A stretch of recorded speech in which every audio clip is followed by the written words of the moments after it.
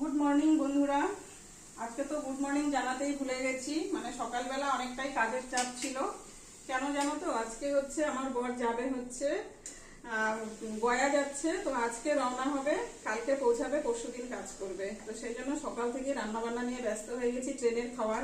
তো এই দেখো এখানে লুচি ভেজে নিয়েছি, এই দেখো লুচি ভাজা হয়ে গেছে। চলো তোমাদেরকে দেখাই আর কি কি করেছি খাওয়ার।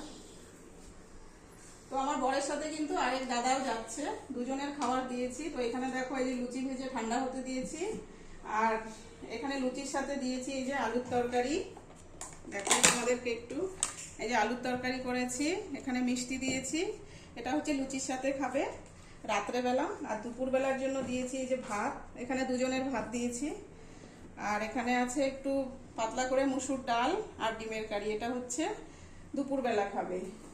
আর হচ্ছে বিকেলবেলা খাওয়ার জন্য বা সন্ধ্যাবেলা খাওয়ার জন্য এই দেখো এখানে কেক আছে, চিড়ে ভাজা আর একটু নিমকি আছে, এগুলো কুচকাচ একটু খাবে। তো সেই জন্য ট্রেনের খাবার খুব একটা আমরা খাই না, বাড়ি থেকেই নিয়ে যাই। তো সেই জন্য এগুলো সকাল থেকে রান্না করতে করতে অনেকটাই দেরি হয়ে গেছে।